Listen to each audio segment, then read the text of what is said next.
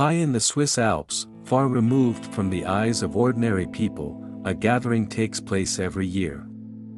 The world's most powerful figures, presidents, billionaires, corporate titans, meet behind closed doors, shaping the future in ways the public will never be told. They call it the World Economic Forum. But this isn't just a conference. It's an exclusive club, a fortress of influence, and its origins trace back to a single man with a vision for global control. The story begins in 1938, in a small German town called Ravensburg. Amid the growing chaos of Nazi Germany, a boy named Klaus Martin Schwab is born. His father, Eugen Wilhelm Schwab, is no ordinary man. He runs Escher Wyss AG, a Swiss industrial firm that plays a crucial role in the German war machine. While the world focuses on the front lines, this company quietly provides Nazi Germany with essential machinery, including flamethrowers and turbine technology. Ravensburg is one of the few towns in Germany spared from Allied bombings, because of its deep Swiss connections. As the war ends and Germany falls into ruins, Eugen Schwab is never held accountable. Instead, the company survives, and young Klaus grows up in a world of industry, power, and secrecy. His father teaches him an important lesson: real power doesn't belong to politicians. It belongs to those who control the economy. Klaus excels in school, showing an early obsession with engineering and business. He studies mechanical engineering at the Swiss Federal Institute of Technology in Zurich, then moves to Harvard, where he meets a man who will change his life forever, Henry Kissinger. Kissinger isn't just a professor. He's a master strategist, a political manipulator who believes in one thing above all: control. Power must be concentrated. Nations must be guided, not by the will of the people, but by those who understand the game. Schwab listens carefully. He absorbs Kissinger's doctrine of realpolitik, where diplomacy is just another form of war, and the masses are mere chess pieces. By the late 1960s, Schwab returns to Switzerland with a plan. He isn't content being just another industrialist. He wants to reshape the world. But he needs a way in. A way to bring together the world's elite under one roof. In 1971, he creates the European Management Forum, a small, exclusive gathering of business leaders, economists, and academics. It takes place in a secluded mountain town called Davos. Davos is perfect. Remote. Controlled. A place where discussions can happen without scrutiny. But Schwab faces a challenge. No one knows him. He has no political office, no corporate empire. Why would the world's richest and most powerful listen to him? The first meeting is a gamble. Schwab invites 400 participants, mainly from European industries and American universities. They discuss economics, business strategy, and global markets. It seems harmless, even boring. But Schwab has a bigger goal. He isn't just bringing people together to talk.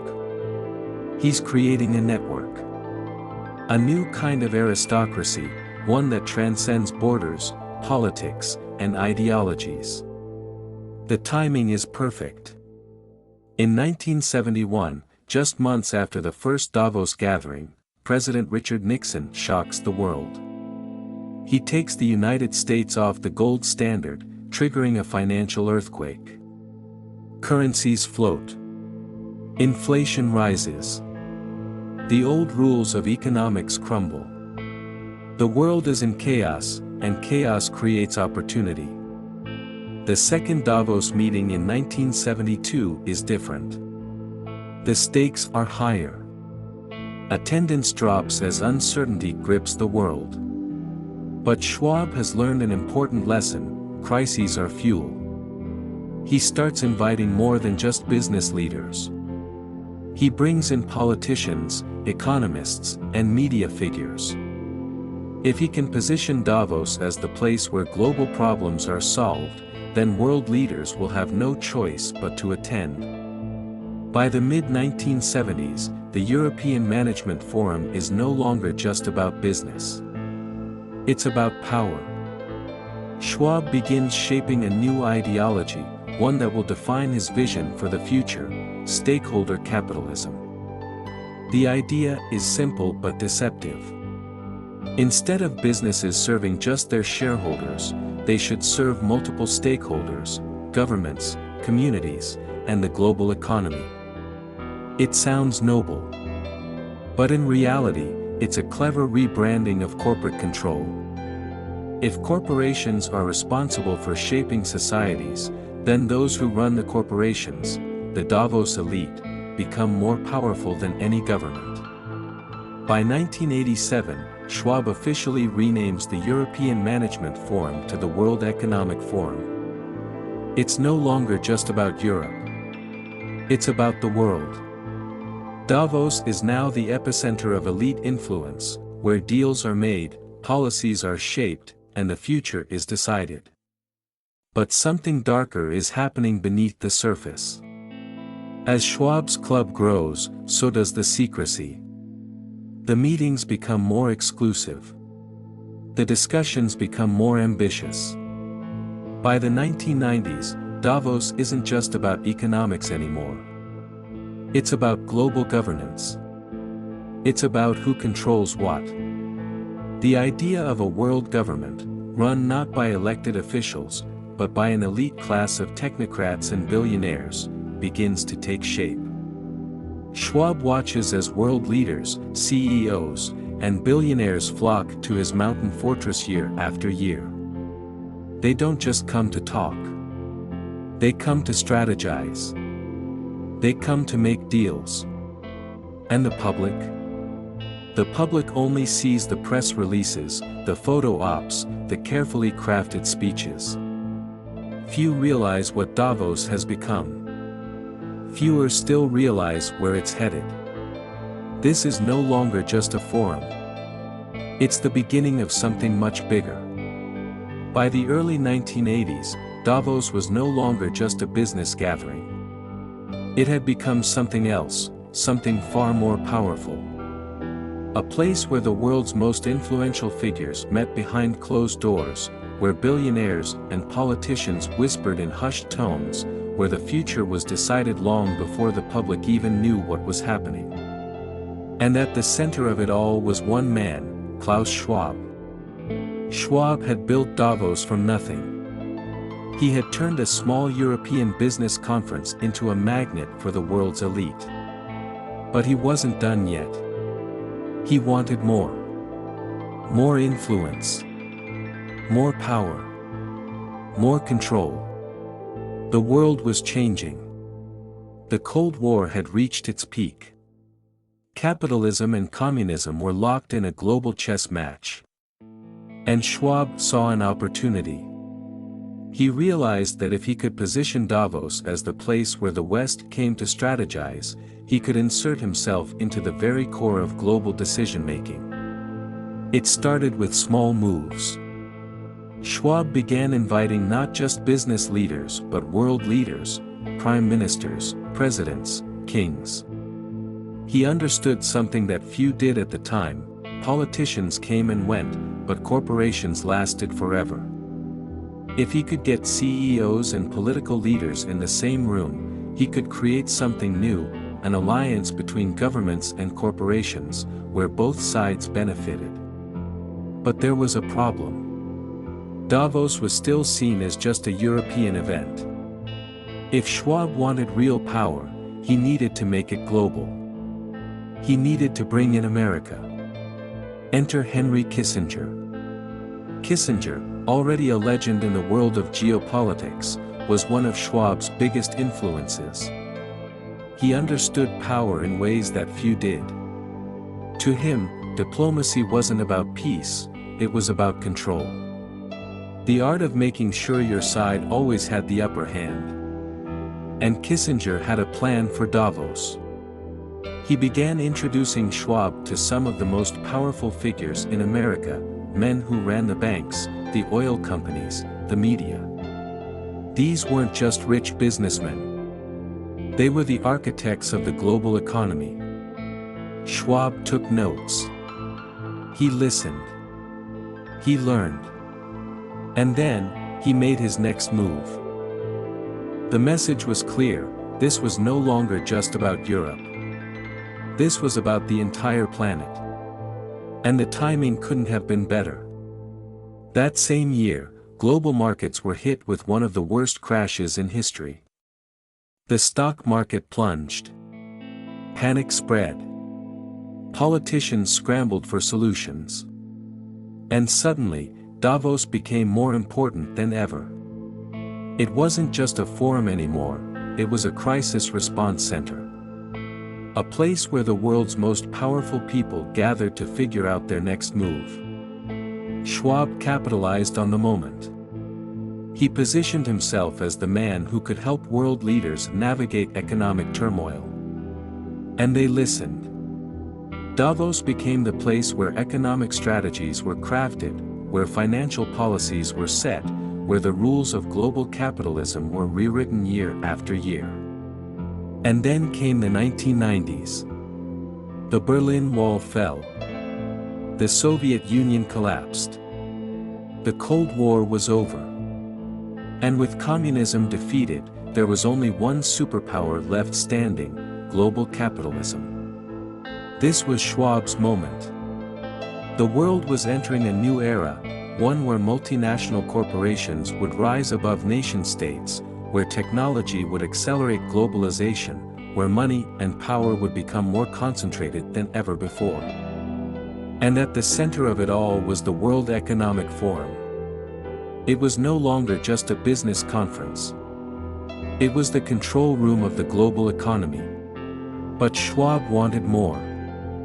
He didn't just want to advise world leaders. He wanted to create them. In 1993, Schwab launched a new initiative, the Global Leaders for Tomorrow program. The idea was simple but brilliant. He would handpick young politicians, business leaders, and activists, people with potential.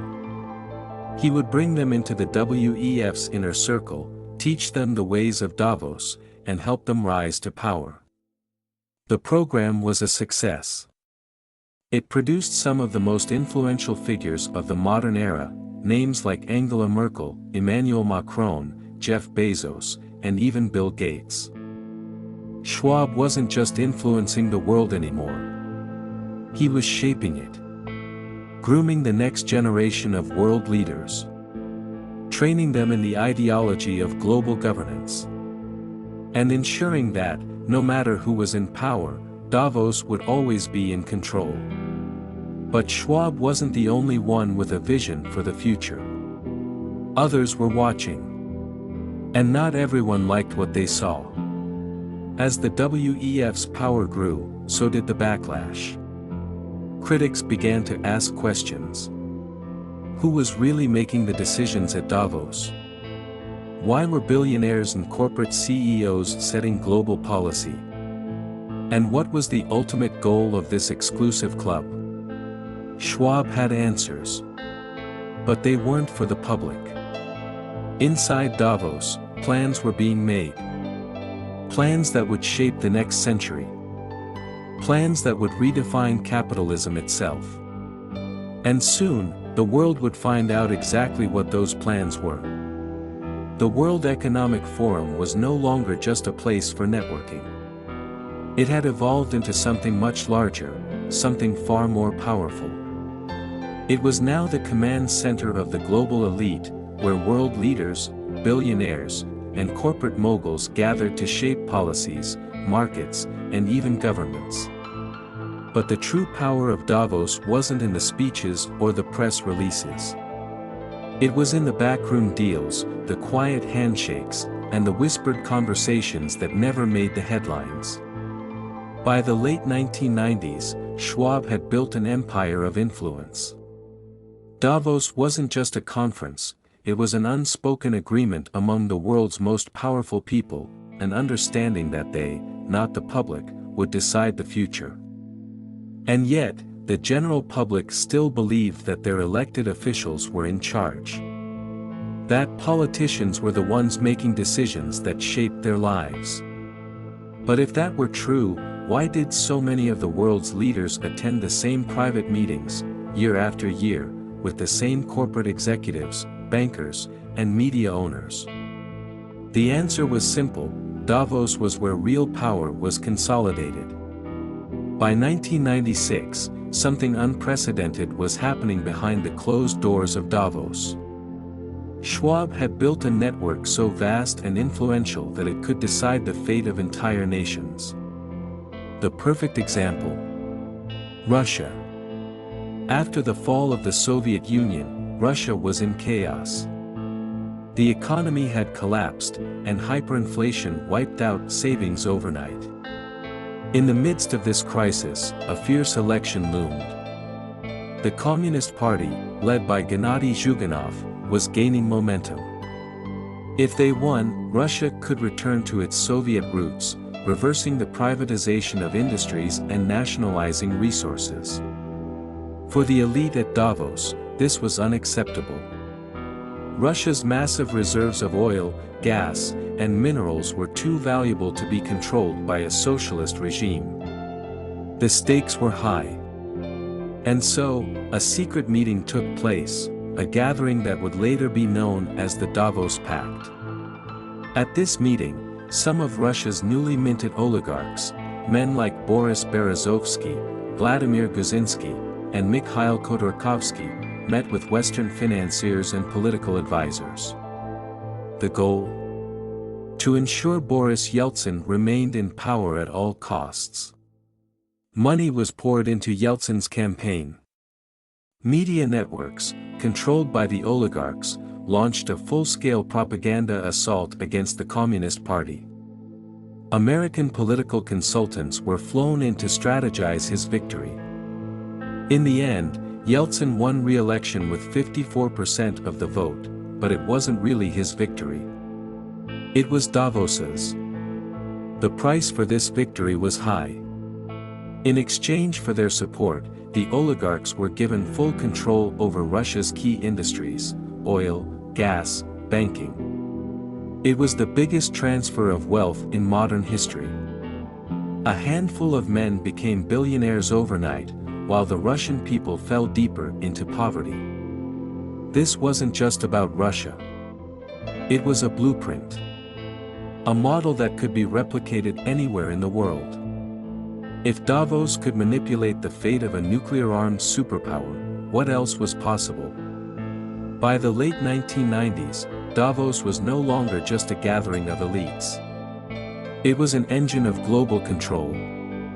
Schwab had turned it into a marketplace where power itself was traded. Political leaders came to secure corporate backing. CEOs came to shape government policies in their favor. And the public? They had no idea. Schwab's influence wasn't just political, it was economic. The WEF had created a global network of financial institutions, trade organizations, and multinational corporations that could collectively steer the world in any direction they wanted.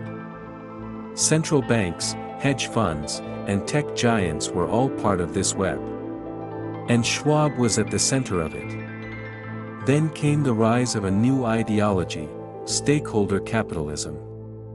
At first, it sounded noble. The idea was that businesses shouldn't just focus on profits but should consider their impact on society, the environment, and the global economy. It was marketed as a way to make capitalism more ethical. But in reality, it was something else entirely. Stakeholder capitalism meant that companies were no longer just accountable to shareholders. They were now accountable to a much broader set of stakeholders: governments, international organizations, and even NGOs. But who defined what was good for society? Who decided what a responsible company looked like? The answer was simple: Davos. The WEF positioned itself as the moral authority of the global economy. It set the standards, created the guidelines, and decided which companies were acting in the world's best interest. This wasn't about ethics. It was about control.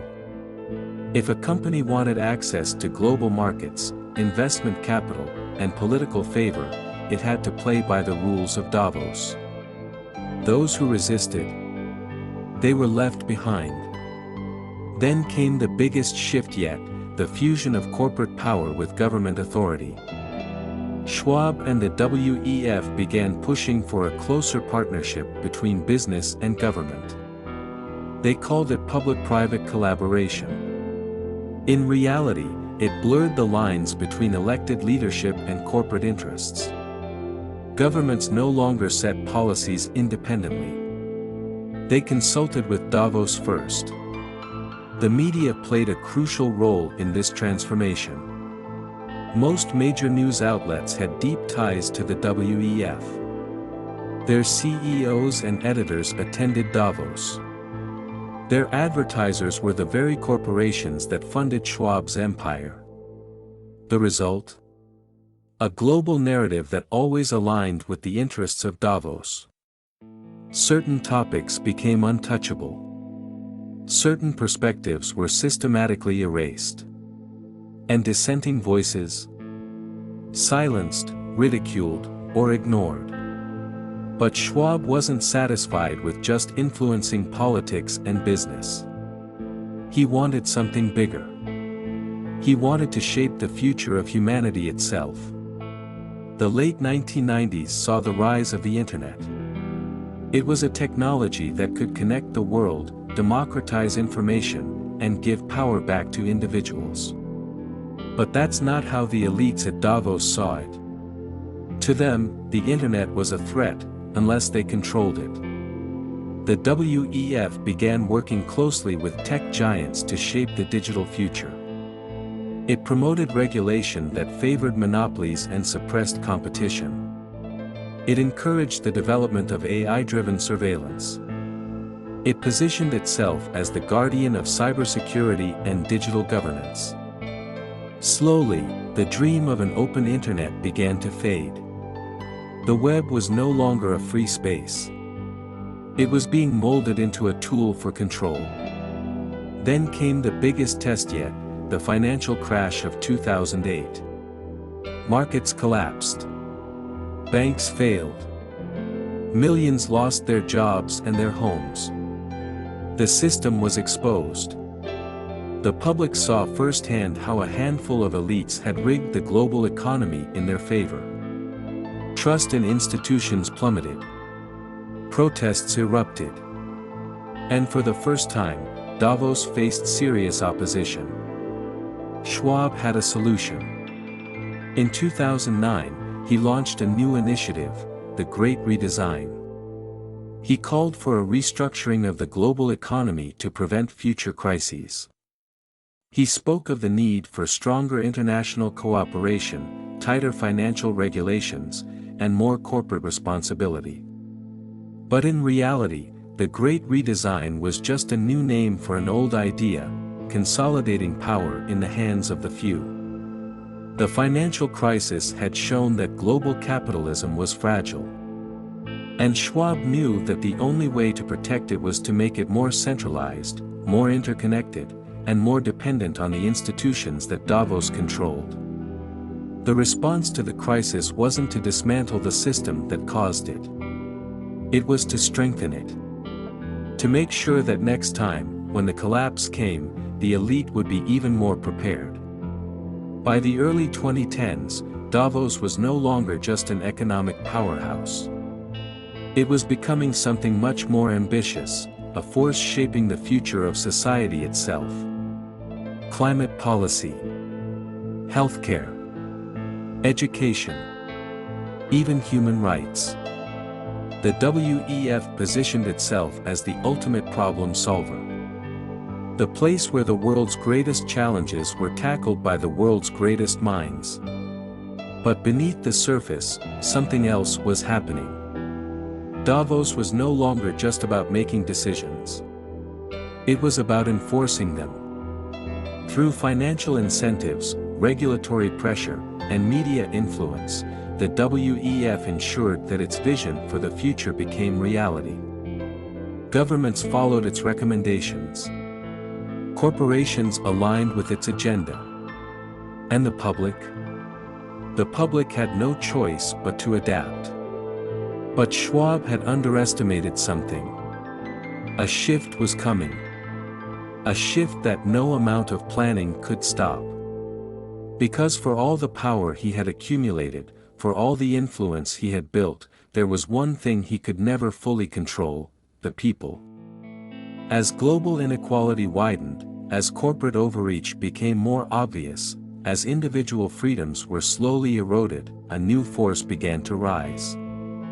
A force that threatened to unravel everything Davos had built. The resistance was coming. And Schwab knew it. The world was waking up. The 21st century was supposed to be the era of unstoppable globalization, where economies, governments, and even cultures merged into a single interconnected system. And for a while, it seemed like nothing could stop it. But beneath the surface, cracks were beginning to form. The illusion of progress masked a growing discontent, one that the elite at Davos either failed to see or chose to ignore. By the mid-2010s, opposition to the global order was no longer confined to the fringes. It was growing, spreading through political movements, social unrest, and a rising wave of populist sentiment. The carefully crafted world that Davos had spent decades shaping was starting to come apart. And then, in 2020, the perfect storm arrived. A virus, invisible to the naked eye, did what decades of activism, protests, and political resistance couldn't do. It halted the machine. Planes were grounded. Businesses shuttered. Borders closed. The world economy came to a sudden and violent stop. Billions of people were locked inside their homes, uncertain of what came next. Governments scrambled to respond.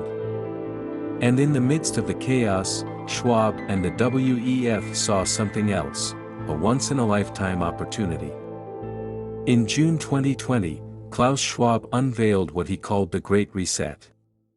On the surface, it seemed like a response to the pandemic, a vision for a post-COVID world where the global economy could be rebuilt to be more resilient, more sustainable, and more fair.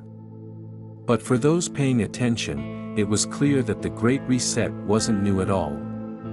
It was simply a rebranding of an idea Schwab had been pushing for decades, a complete restructuring of the global economy under the control of unelected elites. The Great Reset proposed radical changes. A shift away from traditional capitalism toward what Schwab called stakeholder capitalism. A move toward digital identity systems that would track and regulate individuals in the name of health and security. The rapid adoption of central bank digital currencies, which would replace physical cash with programmable money controlled by financial institutions. A new global tax system, where corporations and individuals alike would be monitored and taxed based on their carbon footprint, social behavior, and adherence to international policies. It was the most ambitious power grab in modern history. And it was happening in plain sight. The media, which had long been aligned with the WEF's vision, framed the Great Reset as a necessary evolution, a chance to build back better in the wake of the pandemic. The phrase became a rallying cry, echoed by world leaders, CEOs, and think tanks. But for millions of ordinary people, it sounded less like progress and more like control. And for the first time, Schwab found himself at the center of public scrutiny. Before 2020, the WEF had operated largely in the shadows, influencing global policy without attracting much mainstream attention. But now, millions were asking questions. Who exactly had given this unelected group of billionaires and corporate leaders the authority to reshape society? Why were the same people who profited from globalization now the ones deciding how the world should move forward? And most importantly, what was the endgame? For Schwab, the backlash was unexpected. The internet, once a tool he had sought to regulate, had become the battleground where resistance to the Great Reset flourished.